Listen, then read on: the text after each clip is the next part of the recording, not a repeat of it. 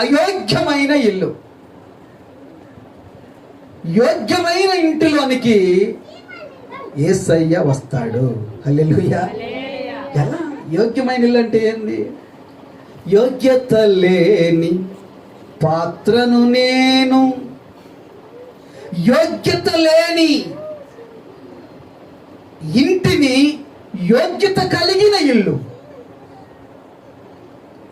యోగ్యత కలిగి అంటే, యోగ్యత అంటే అర్థం ఏంటి? క్వాలిఫైడ్. ఏమంటారు దాన్ని? అర్హత కలిగిన వాడు. ఒక వ్యక్తి అర్హత కలిగి ఉండాలి అంటే, మీరు అనుకుంటున్నారేమో చదువుకున్నోడే అర్హత కలిగినోడు అని. ఏం కాదు. ఎవరు? హల్లెలూయా. ఎవరు అర్హత కలిగినవాడు? యోగ్యమైన ఇంటిలో ఏముంటది? కొట్లాట్లు ఉంటాయా? బూతులు ఉంటాయా? అల్లరి ఉంటుందా? మోసం ఉంటుందా? దొంగతనాలు ఉంటాయా? వ్యభిచారం ఉంటుందా? యోగ్యమైన ఇంటిలోనికి యేసయ్య రాబోతున్నాడు. ఆమేన్. యేసయ్య రావాలి అంటే నీ ఇల్లు యోగ్యత కలిగి ఉండాలి. ఒక ఇల్లు యోగ్యత కలిగి ఉండాలి అంటే ఆ ఇంటిలోనికి యేసయ్య రావాలి. హల్లెలూయా. యోగ్యత కలిగిన ఇల్లు. ఆ ఇంటిలోనికి సమాధానం రావాలి అంటే ఆ యోగ్యత కలిగి ఉండాలా. యోగ్యత లేకపోతే, యోగ్యత లేని ఇంటిలోనికి సమాధానం రాదు. నా ప్రియజను మళ్ళా చదువునా 13వ వచనం. ఆ ఇల్లు యోగ్యమైనదా? ఆ ఇల్లు, ఏ ఇల్లు? ఆ ఇల్లు. ఒకసారి ఆగదండి. ఆ ఇల్లు బుద్ధిమంతుని ఇల్లు. ఏడుంటది? ఎక్కడ ఉంటదంటే బుద్ధిమంతుని ఇల్లు? ఆమేన్. బుద్ధిమంతుని ఇల్లు బండ మీద ఉంటది. బుద్ధి లేనివాడు ఇల్లు. ఆ ఇల్లు, ఆ ఇంటిలో, ఆ పట్టణానికి యేసయ్య ఉన్నాడు కనుక ఆ పట్టణానికి చలనం ఉండలేదు. హల్లెలూయా. ఆ ఇంటిలో యేసయ్య ఉన్నాడు కనుక ఆ ఇంటికి చలనం ఉండదు. బుద్ధిమంతుడు ఎక్కడ ఉంటది? ఆ బుద్ధిమంతుని ఇల్లు బండ మీద ఉంటది. బుద్ధిహీనుని ఇల్లు. బుద్ధిమంతుడు ఎలా ఉంటాడు? ఎలా ప్రవర్తిస్తాడు? బుద్ధిమంతుడు తన తల్లిని, తన తండ్రిని ఏం చేస్తాడు? ప్రేమిస్తాడు. హల్లెలూయా.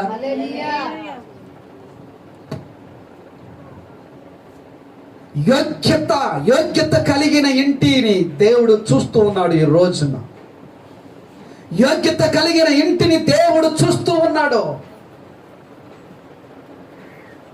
ప్రియమైనటువంటి దేవుని బిడ్డలారా, యోగ్యత కలిగిన ఇల్లులను దేవుడు చూస్తూ ఉన్నాడు. ఒక పట్టణాన్ని నాశనం చేయాలని చూసినప్పుడు అబ్రహాం అంటాడు, అయ్యా నా ఇంటిని దర్శించు. యోగ్యత కలిగిన ఇంటిని దేవుడు చూస్తూ ఉన్నాడు.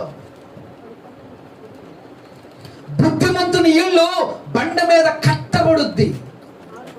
బండ మీద కట్టబడాలి అంటే అదే క్రీస్తు అనే బండ. హల్లెలూయా. క్రీస్తు అనే బండ మీద నీవు కట్టబడినప్పుడు ఆ కట్టబడిన ఇంటికి ఏముండదు? చలనం ఉండదు. అది సమాధానకర్తగా ఉంటది. సమాధానము దాని మీద నివసిస్తుంది. ఇప్పుడు ఏ ఇంట్లో చూసినా సమాధానం అనేది లేనే లేదు. భార్యాభర్తకు సమాధానం లేదు. ఏమండి? తల్లి కూతుర్లకు సమాధానం లేదు. తండ్రి కొడుకుకు సమాధానం లేదు. తండ్రి ఒక త్రోవ, కుమారుడు ఒక త్రోవ, తల్లి ఒక త్రోవ, బిడ్డలు ఒక త్రోవ.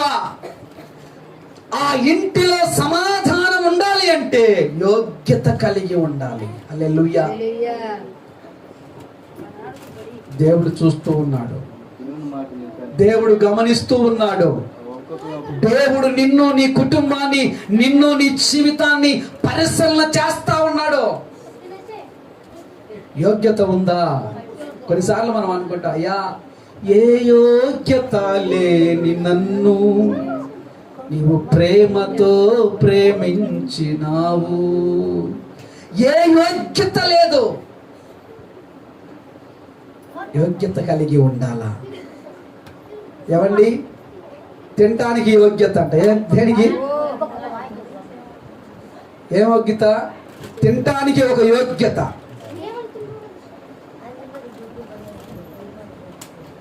నువ్వు తినాలంటే ఒక యోగ్యత కలిగి ఉండాలా? బైబిల్ చెప్పుద్ది.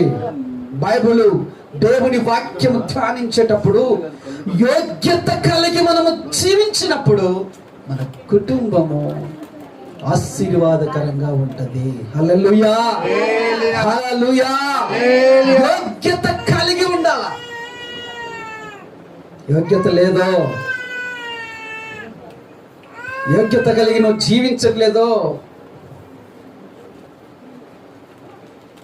యోగ్యత కలిగి మనం ఉండలేదో, నా ప్రియమైనటువంటి దేవుని బిడ్డలారా, నీ సమాధానం ఆ ఇంటి మీద ఉంటుంది, ఆ ఇంటిలో ఉంటుంది. యోగ్యత కలిగిన ఇల్లు, యోగ్యత లేని ఇల్లు. యోగ్యత లేనంటే ఇల్లు అంటే తెలుసుగా మీకు? యోగ్యత లేని ఇల్లులు ఎలా ఉంటాయో తెలుసా? యోగ్యత లేని గృహం ఎలా ఉంటుందో తెలుసా? అన్నీ ఉంటాయి కానీ దానిలో దేవుడు, నీకు దేవుడు సమృద్ధిని ఇస్తాడు, ఆశీర్వదిస్తాడు, ప్రతి కార్యాలని జీవితంలో నెరవేరుస్తాడు. నెరవేర్చబడాలంటే నువ్వు యోగ్యత కలిగి ఉండాలి. ఆమె మనుషుల దృష్టిలో కాదు, దేవుని దృష్టిలో యోగ్యత. నీవు దేవుని దగ్గర ఎప్పుడైతే నీవు సరెండర్ అయిపోతావో, ఎప్పుడైతే దేవునికి లోబడతావో, ఎప్పుడైతే దేవుని దగ్గర ప్రాధేయపడతావో, నిన్ను నీవు తగ్గించుకొని అలాగే ఎప్పుడైతే ఉంటావో, నీ మీదకి దేవుని ఆశీర్వాదం వస్తుంది. ఆమేన్. నీ మీదకి దేవుని శక్తి దిగి వస్తుంది. దేవుని శక్తి నీ మీదకి రావాలి అంటే యోగ్యత కలిగి ఉండాలా? చాలా మంది అంటారు, మనం తినే ప్రతి గింజ మీదంట ఏముంటది? ఏ పేరు? ఎవరి పేరు?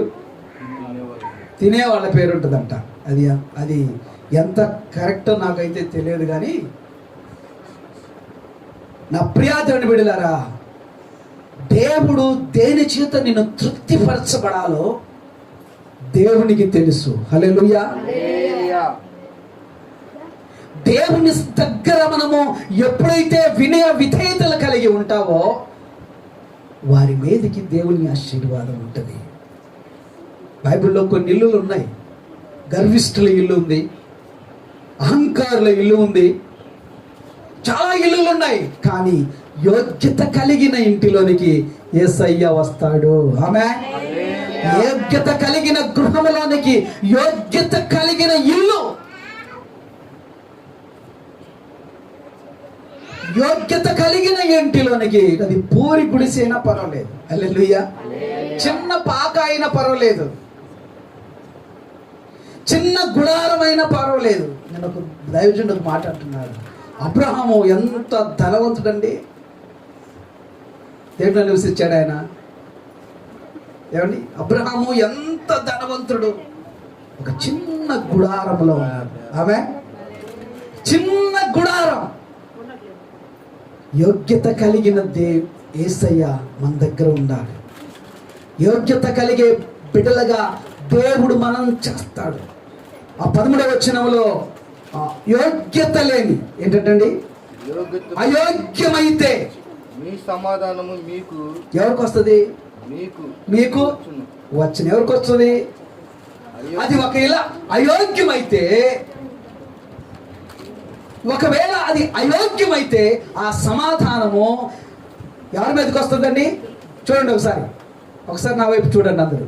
అయోగ్యమైతే, నేను ఒక యోగ్యత కలిగిన ఇంటికి వెళ్ళాను, ఆ యోగ్యత కలిగిన ఇంటిలోనికి యేసయ్య వస్తాడు. ఒకవేళ ఆ ఇల్లు అయోగ్యమైనదంటే ప్రార్థన చేయరు, మోకరించరు, దేవుని ప్రేమ ఉండదు, దేవుని కార్యకలాపాలు ఉండవు, ఏమండి, దేవుని ప్రసన్నత ఉండదు, దేవుని విషయంలో నిర్లక్ష్యం. ఇస్తాడులే, ఆయన ఇస్తాడు. నారు పోసినోడు నారు ఎండిపోయినాయి అక్కడ చూశారు మీరు, ఏమండి, చాలా జాగ్రత్తగా వినండి. నారు పోసినోడు నీరు పోయిరా అనే మాట అది మీకు తెలుసు, కానీ నీరు పోసేవాడే పోతే అర్థమైందా? ఏమండి, నారు వేసాడు, ఆ నారు వేసినోడు ఒకవేళ నీరు పోయడానికి వెళ్ళలేదనుకో ఏమైపోద్ది? ఒకవేళ ఒకరోజు పోకపోతే ఎండిపోద్ది, 2 రోజులు పోకపోతే వెళ్ళిపోద్ది. పూర్తిగా పోయాడు అనుకో ఏమైపోద్ది? హల్లెలూయా. నా ప్రియమైనటువంటి దేవుని బిడ్డలారా, నారు పోసిన వాడు నీరు పోస్తాడన్నది అది కరెక్ట్ వర్డ్ కాదు. నువ్వు దేవుని దగ్గర గనుక ప్రాధేయపడి ప్రార్థన చేస్తూ ఉంటే దేవుడు నిన్ను దీవిస్తాడు. గాలిలో దీపం పెట్టి పోతే ఉంటే ఉంది అనుకున్నాం అనుకో, ఉంటుందా? దాన్ని చాలా జాగ్రత్తగా కాపాడుకోవాలి. ఈ ఇల్లు కాకపోతే ఇంకొక ఇల్లు, కాకపోతే మరొక ఇల్లు కాదు ఇంకొక ఇల్లు కాకపోతే మరొక ఇల్లు అనుకొని కట్టుకున్నావా ఏమైపోద్ది? దేవునిది అయోగ్యమైన ఇల్లు అంట. యోగ్యత లేని ఇల్లు కాదు, యోగ్యత కలిగిన ఇంటిలోనికి యేసయ్య వస్తాడు. నీ ఇల్లు అయోగ్యముగా నువ్వు ఉంటే, దుర్మార్గత నీ ఇంటిలో ఉంటే యేసయ్య రాడు. పనికి మాలిన జీవితం నీలో ఉంటే యేసయ్య ఇంట్లోకి వస్తాడా? వేళ ఇప్పుడు ఒక ఉన్నత అధికారి మన ఇంట్లోకి రావాలి అంటే మన ఇల్లుండి ఎలా ఉంచుకుంటాం? మన ఇంటిలోనికి ఎలా ఉంటుంది? కనిపించే ఈ ఇంటి కాదు, కనిపడని ఈ ఇంటిలోనికి యేసయ్య రావాలంటే ఈ ఇల్లు ఎలా ఉండాలి? హల్లెలూయా. ఈ గుడారంలోనికి యేసయ్య రావాలి అంటే ఈ గుడారాన్ని ఎలా ఉండాలి? నా జీవితంలో ఆదివారము ఆరాధన మానుకోకూడదు.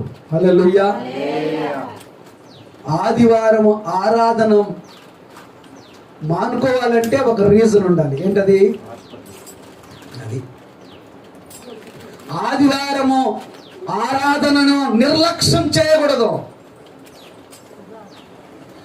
ఆదివారాన్ని దేవుడు నీకు ఇచ్చిన ఒక గొప్ప, అయోగ్యమైన ఇంటిలోనికి నీ ఇల్లు అయోగ్యమైతే ఆ సమాధానము మరలా నీ అంతకు వస్తుంది. నీ ఇంటిలోనికి ఎవరున్నారు? హల్లెలూయా. నీ ఇంట్లోనికి యేసయ్య వస్తున్నాడా? రాయ్యా, చిన్న పాప, యేసయ్య మా ఇంటికి రావా? యేసయ్య మా ఇంటికి. ఒక చిన్న యేసయ్యను పిలుస్తూ ఉంటే మనం ఎవరిని పిలుస్తాం? బాయ్ సార్ మా ఇంటికి రా. వచ్చి చూస్తే మాట్లాడే మాట ఏం తెలుసా? ఈ సోఫాలు, ఈ బీరువా, ఈ డైనింగ్, ఈ ఫర్నిచర్స్ ఇక్కడ కాదు, ఇవన్నీ ఎక్కడి? అది ఎక్కడి? అక్కడియే.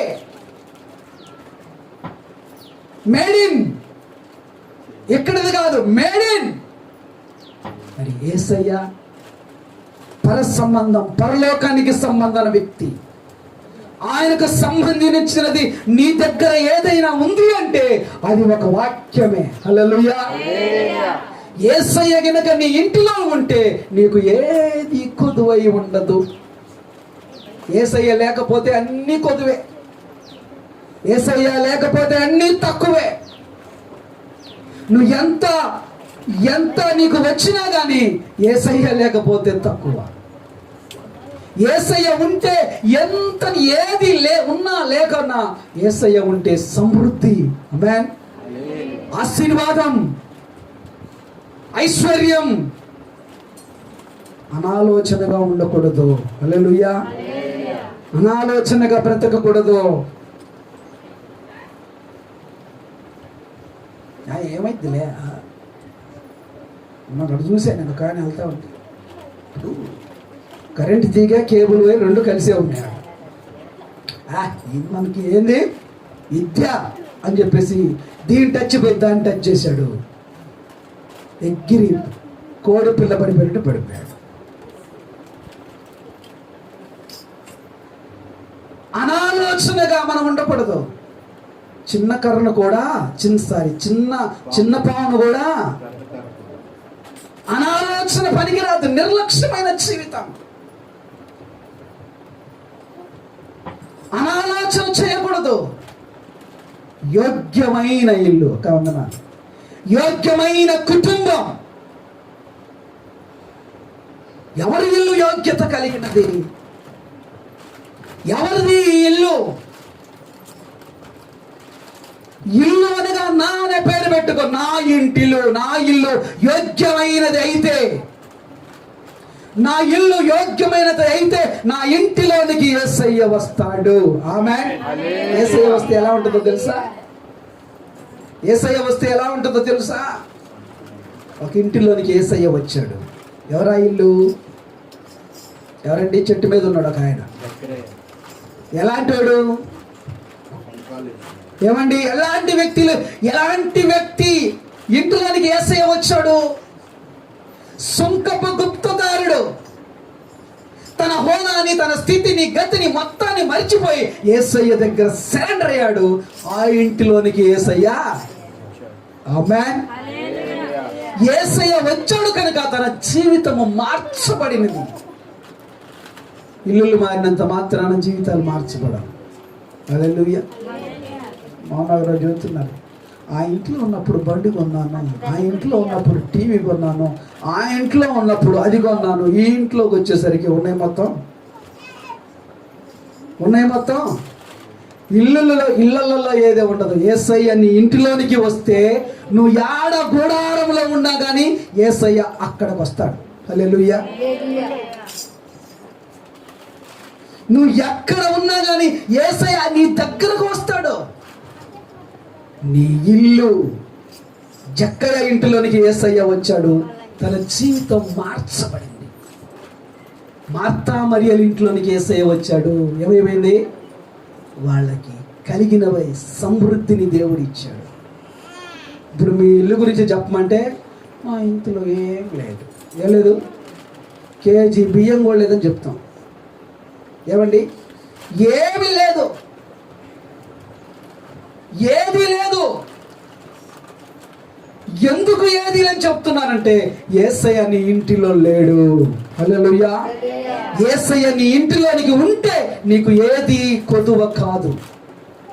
నువ్వు నమ్మి యేసయ్య దగ్గరకు నువ్వు వచ్చావు, యేసయ్య దగ్గర నువ్వు ప్రాధేయపడ్డావు, యేసయ్య దగ్గర నీ పరిస్థితి చెప్పావు, యేసయ్య దగ్గర నీ స్థితిగతులను చెప్పినప్పుడు మరి యేసయ్య నిన్ను దీవించడా, ఆశీర్వదించడా?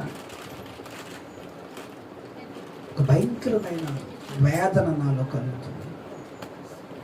హృదయ వేదన. ఆ దినాన ఆదాము దేవునితో ఏదైతే చెప్పాడో, ఆ దినాన ఆదాము దేవుడు ఏమైతే ఆదాముతో మాట్లాడాడో అది ఈ దినాన్ని కూడా కొనసాగుతున్నాయండి. నీ ఇంటిలోనికి యేసయ్య రావాలా? నీ ఇంటిలో యేసయ్య రాలేదో పిలువు. ఆయన దగ్గర నువ్వు ప్రాధేయపడు. ఆయన దగ్గర నీ పరిస్థితులంతా చెప్పు. యేసయ్య నీ ఇంట్లోనికి వస్తాడు. ఆమేన్. కొదువు ఉండదు నీకు, ఏది కొదువై ఉండదు, ఏది తక్కువ కాదు. నేను తక్కువ, నాకు లేదు. విశేషం ఏంటది? లేదే. అందుకు అబ్రహాం అంటాడు, నాకు ఏదైతే లేదో అది నాకున్నది. ఆమేన్. అందుకే ఆయనకి విశ్వాసానికి కర్త ఏంటండి? విశ్వాసము. అబ్రహామును చూసి మనం నేర్చుకోవాలి. ఏది లేకపోయినా నాకు అన్నీ ఉన్నాయి, అన్ని దేవుడు నాకు ఇచ్చాడు. చాలా జాగ్రత్తగా ఉండాలి, చాలా జాగ్రత్తగా ప్రార్థన చేయాలి, చాలా జాగ్రత్తగా మనము దేవుని దగ్గర వినయ విధేయత కలిగి ఉండాలి.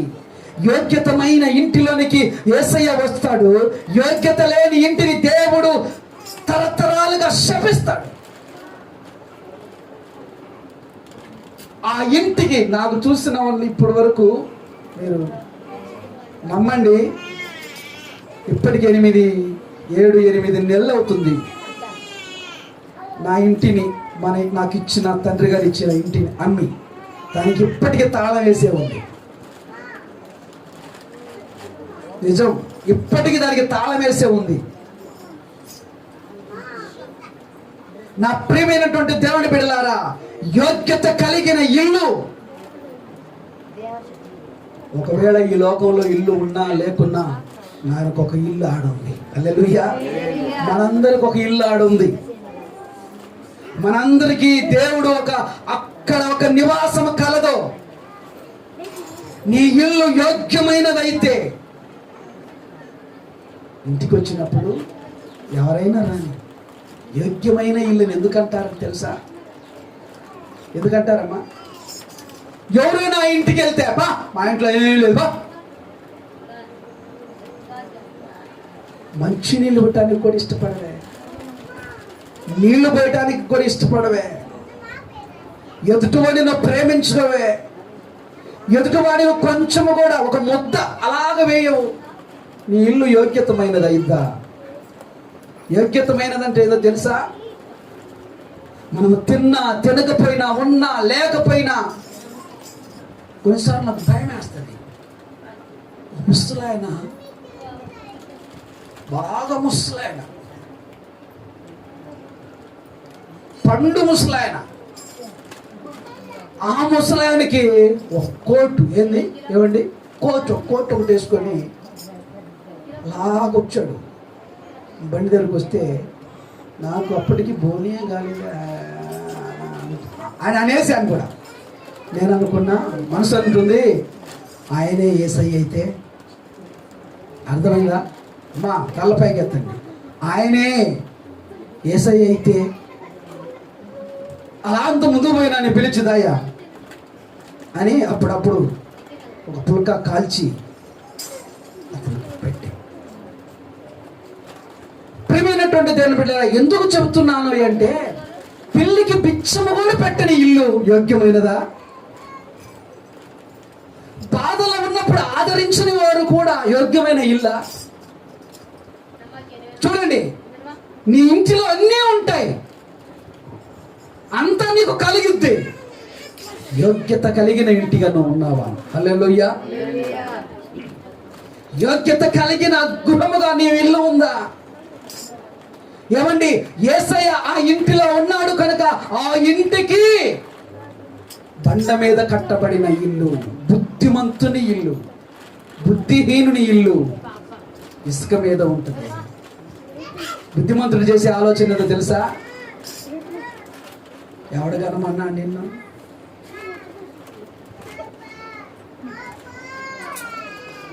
బుద్ధిహీనుడనే మాట్లాడో తెలుసా? ఎవరు పెంచమన్నాడు నిన్ను? బుద్ధిహీనుడు మాట్లాడే మాట్లాడో తెలుసా? బుద్ధిహీనుడు తన తల్లిని తన తండ్రిని దుఃఖపడతాడు.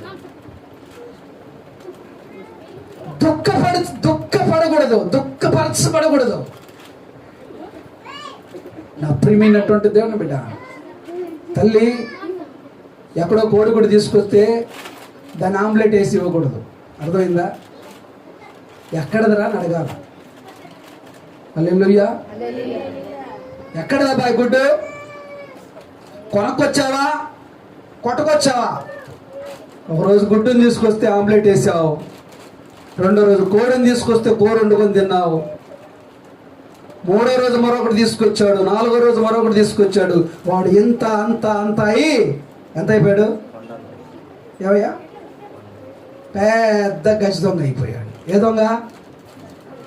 మాఫియా అయిపోయాడు. వాడి గురిశిక్ష పడింది. చివరి కోరిక అంటారు కదా, ఆ చివరి కోరిక ఏంది అంటే మా అమ్మని చూడాలా. అందరూ అనుకున్నారు అమ్మ అంటే ఎంత ప్రేమయ్యా, అమ్మ అంటే ఎంత ప్రేమ. నిజమే, పిలవండి బా, మా లోకంలో లేని తల్లి, ఇలాంటి తల్లి అనుకోలే. తల్లిని పిలుచుకొచ్చాడు. దగ్గరకు రమ్మా అన్నాడు. చాచి చాప మీద ఒకడు దెబ్బ కొట్టాడు. ఏం కొట్టాడు? నేను గుడి తెచ్చినప్పుడే నువ్వు దెబ్బ కొట్టినట్టయితే నాకు ఈ స్థితి, కోడి తెచ్చినప్పుడు కనుక నాకు ఈ దెబ్బ కొట్టినట్టయితే మనం మళ్ళీ తెచ్చాడు. ఒకడికి నేను పాల ప్యాకెట్ ఇంట్లో ఇరా అన్న ఒకసారి. వాడు తీసుకెళ్ళి టీ పెట్టుకొని అంటాడు, వాడు పెట్టి పాలు తాగేసి అంటాడు, కత్తుకోపడి అంటాడు.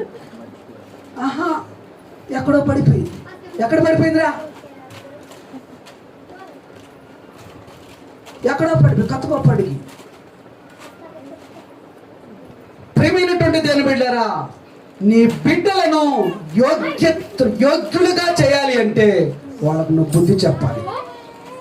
బుద్ధి చెప్పే స్థితిలో చెప్పాలి. ఇప్పుడు మనం చెప్పే స్టేజ్ కూడా వెళ్ళిపోయింది అనుకో, మనం చెప్పే పరిస్థితి కూడా దాటిపోయింది అనుకో, అయినా కానీ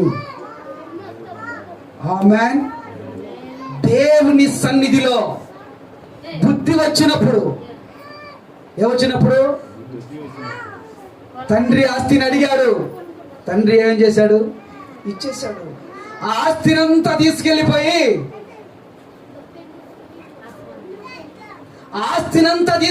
ఎవరికి పెట్టాడు? లాస్ట్కి ఏమైపోయాడు? తినటానికి ఏం లేదు, తిండి లేక పందులు తింటున్న పొట్టును కూడా తినటానికి. ఎంత దౌర్భాగ్యమైన పరిస్థితి అండి. నా ప్రియమైనటువంటి దేవుని బిడ్డలారా, వాడు యోగ్యుడైతే ఆ ఎలాంటి రాజు, ఎలాంటి కింగ్, ఎలాంటి నాయకుడు, దేవుని సన్నిధిలో ప్రియమైనటువంటి దేవుని బిడ్డలారా, దేవుని దయ నీ మీద, నీ బిడ్డల మీద ఉండాలి అంటే నీ ఇల్లు యోగ్యతమైనది. కొంతమంది చెబుతారు, మీ ఇంటికి ఏం చేశారు? చేసేసారు. ఏం చేశారు? అది ఏం కట్టాలా, అది ఇది, అది ఇది అని చెప్తారు. అది ఇది చెప్తారు. లాస్ట్కి వచ్చేసరికి ఇంత ఇద్ది. మనం భలే నమ్ముతాం. మంచి ఎంత 100 చెప్పు కాక నమ్మరు. చెడు ఒక్కడి చెప్పు, నిజమే కాబోలు మనము వింటాం. కానీ యోగ్యతమైన ఇంటిని పరిశుద్ధపరచగలిగే దేవుడు నజరేయుడైన యేసయ్య మాత్రమే. దేవుడు మాత్రమే నీ ఇంటిని పరిశుద్ధపరచగలడు, నీ ఒంటిని పరిశుద్ధపరచగలడు, నీ ఇంటి పరిశుద్ధపరిచి నిన్ను పవిత్రుడుగా తీర్చగలడు. ఇలా ఉండాలి అంటే అయ్యా నేను యోగ్యుడునా? నా వెనక వస్తున్నవాడు నాకంటే ఏమన్నాడు? ఎవరన్నారు? యోహాను అంటున్నాడు, నేను ఆయన చెప్పుల వారును విప్పటికి కూడా అర్హత లేనట్టు వాడును. నీ ఎంట ఉన్నవాడు ఈ లోకంలో ఉన్నవారందరికంటే హల్లెలూయా, ఆయన నిన్ను ఆశీర్వదించాలి తప్ప ఈ లోకంలో ఎవరు ఆశీర్వదించలేరు, ఎవరు దీవించలేరు, ఎవరు నిన్ను నష్టపరచజాలలేరు, ఎవరు నిన్ను మోసపరచజాలలేరు, ఎవరు నీది ఎవ్వరు తీసుకోరు. నీకు సిద్ధపరచబడిన జీతం ఆయన దగ్గర ఉంది. హల్లెలూయా. ఆయన నిన్ను చేయాలి అంటే ఇప్పుడు చదువునా మత్తయి సువార్త 10వ అధ్యాయం యోగ్యమైన 13వ వచనం, యోగ్యమైనదైతే, అది ఒక మాట చెప్పాలంటే ఆ ఇంటోళ్ళు మంచోళ్ళు అయితే ఆ ఇంటికి ఎవరన్నా వెళ్తారు, ఆ ఇంటి వాళ్ళు చెడ్డోళ్ళు అయితే ఆ ఇంటికి ఎవరైనా వెళ్తారా? ఎవరైనా వెళ్ళగలుగుతారా? ఎవరైనా మాట్లాడతారా? ఆ ఇల్లు యోగ్యమైనదైతే సమాధానం దాని మీదికి వస్తుంది. అయోగ్యమైనదైతే అది అయోగ్యమైనదైతే ఈ సమాధానము మీకు తిరిగి వచ్చును. ఎవరికి వచ్చును? సేవకులు అయిన మా మీదకి తిరిగి ఇప్పుడు మనం వెళ్తాం. చాలా మంది అంటారు, పాస్టర్ గారు ఆ ఇల్లు మంచిది కదండి, పోమాకండి అంటారు. పోయి ప్రార్థన చేసాం, యోగ్యమైనదైతే సమాధానం వస్తుంది, అయోగ్యమైనదైతే నా ప్రియ దేవుని బిడ్డ, ఈ మధ్యాహ్న కాల సమయంలో ఎలా ఉంది నీ ఇల్లు? నీ ఇంట్లో సంతోషం ఉందా? పైకి కనిపించడానికి బాగానే కనిపిస్తున్నావు, పైకి కనిపించడానికి బాగానే ఉన్నావు, పైన బాగానే ఉంది, కానీ పైన పటారంలోన పైకి విశ్వాసిగానే ఉన్నావు, లోన పైన భక్తి పైకి బాగానే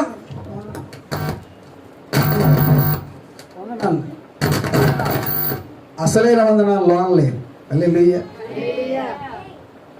అసలైన వందనాలు హృదయంలో ఉండాలా. హల్లెలూయా. అసలైన వందనాలు దేవునిలో నీలో ఉంటే మాట సరిగా ఉండదు, తలంపు సరిగా ఉండదు, ప్రవర్తన సరిగా ఉండదు, క్రియలు సరిగా ఉండవు. ప్రభు ఎలా పనిచేస్తాడు? ఎందుకు మనం ప్రార్థన చేస్తున్నాం? ఎందుకు ప్రభు దగ్గరకు వచ్చాం? ఈ రోజున నిన్న ఆగస్టు 15వ తారీఖున ప్రకాష్ అన్న అని ఒక అన్న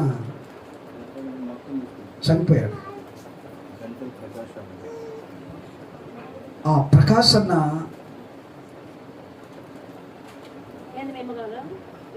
ఎంత సిన్సియర్గా, ఎంత నిశ్చయితీగా, దేవుని యందు భయభక్తులు కలిగి ద్వారకా పుట్టినప్పుడు ఏలూరులో ఒక మీటింగ్ పెడితే అక్కడికి వచ్చాడు. నా ప్రియమైనటువంటి దేవుని బిడ్డలారా, యోగ్యతమైన ఇల్లు, ఆ ఇంటిలో యోగ్యత ఉండాలి. హల్లెలూయా. ఇల్లు కట్టడానికి యోగ్యత ఉండాలి, ఇంటిలో నివసించటానికి యోగ్యత ఉండాలి, ఇంటిలో బ్రతకటానికి యోగ్యత లేకపోతే ముందుకు సాగలేవు, యోగ్యత లేకపోతే ముందుకు నడవలేవు, యోగ్యత లేకపోతే ముందుకు బ్రతకలేవు. లోనంతా విషమే, లోనంతా కుళ్ళే, లోనంతా చెడే, లోనంతా మలినాన్ని పెట్టుకొని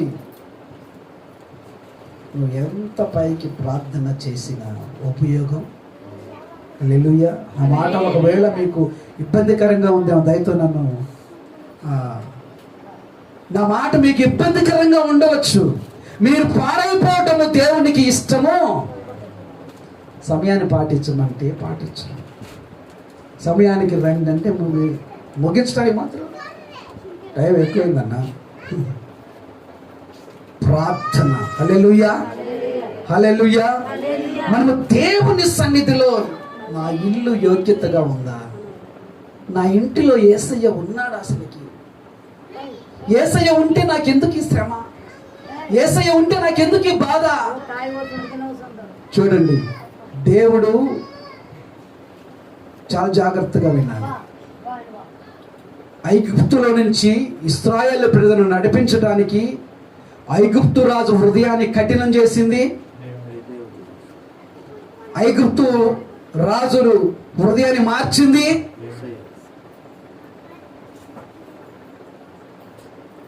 తెగులు రప్పించింది, తెగులును తోలేసింది.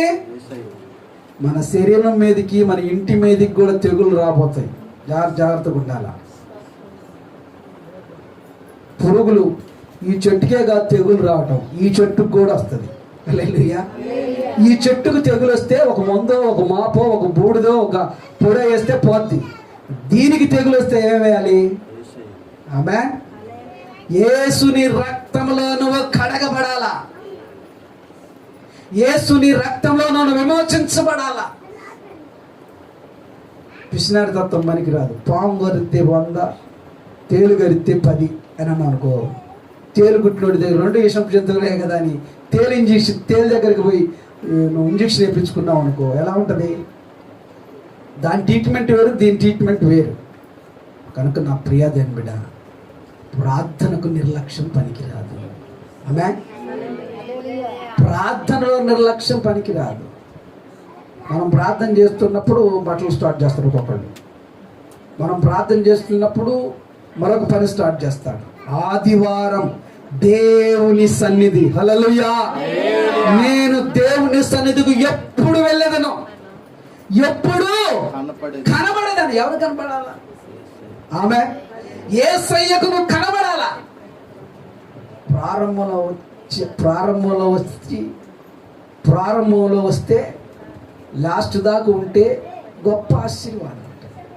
ఒకసారి ఆలోచించేయండి. ఇది మీకు ఆర్డర్ కాదు, మిమ్మల్ని నేను ఏం చేసుకుంటున్నాను. ఆమేన్, హల్లెలూయా. కందలకాడి రండి, రావటానికి ప్రయత్నం చేయండి. ప్రభు దీవెనలు పొందుకోండి. అసలు వాక్యము తర్వాత సంగతి, కానీ ముందు ఆరాధనలో నువ్వు నలగాల. ఆరాధన నిన్ను పవిత్రురాలుగా చేసేది. నీ హృదయంలో ఉన్న ఆ మలినన్నతంది కూడా ఆరాధనలో రెండు చేతులెత్తి ప్రార్థన చేస్తున్నప్పుడు నీలో ఉన్న దురాత్మంతా తొలగిపోయి దేవుని ఆత్మ నీ మీదకి వస్తుంది. హల్లెలూయా.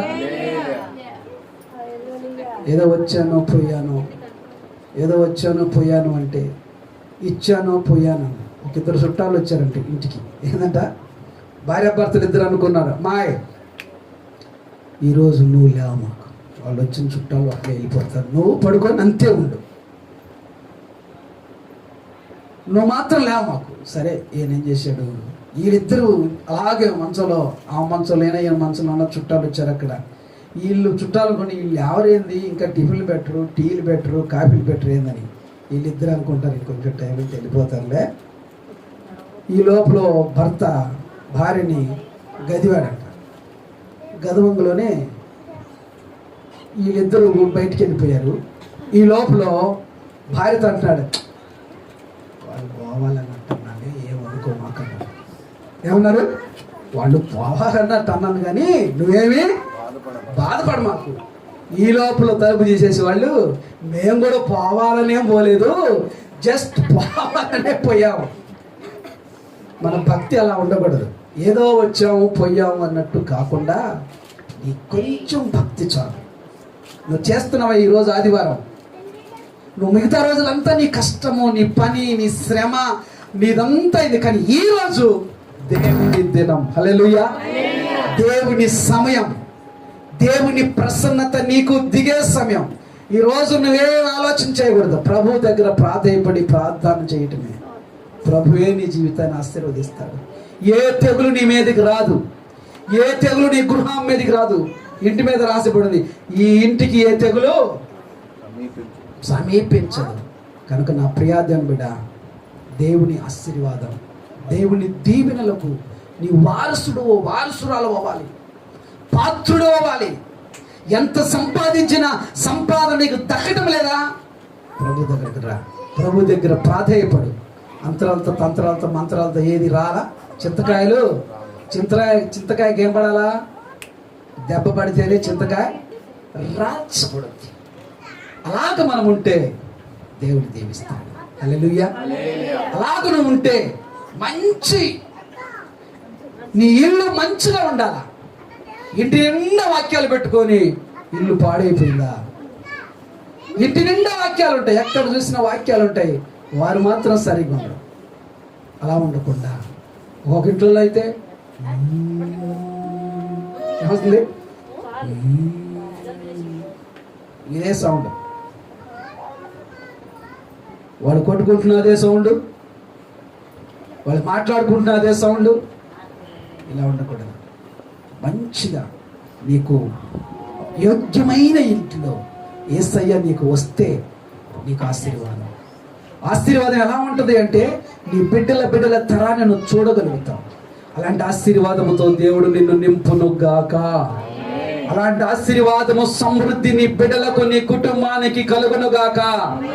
కలిగి ఉన్న శ్రమలన్నీ తొలగించబడునుగాక, శోధనలన్నీ తొలగించబడునుగాక, ప్రతి పరిస్థితులని మార్చబడునుగాక. అందరూ మోకరించండి, ప్రార్థన చేసుకుందాం. ప్రేమ నమ్మకము కలిగిన యేసయ్య నీకు స్తోత్రం. ఈ మధ్యాహ్న కాల సమయంలో కూడి ఉన్న ప్రతి బిడ్డను, ప్రతి కుటుంబాన్ని వచ్చిన ప్రతి బిడ్డను మీరు దీవించు. ఇంకా అనేకులు రాలేకపోతున్నారు, వారిని కూడా రావటానికి కృప చూపు. ప్రతి బిడ్డను నడిపించు. శ్రమలలో, బాధల్లో, ఇబ్బందుల్లో, ఇరుకుల్లో, వారు చేస్తున్న పరిబాటల్లో మీరు తోడుగా ఉండండి.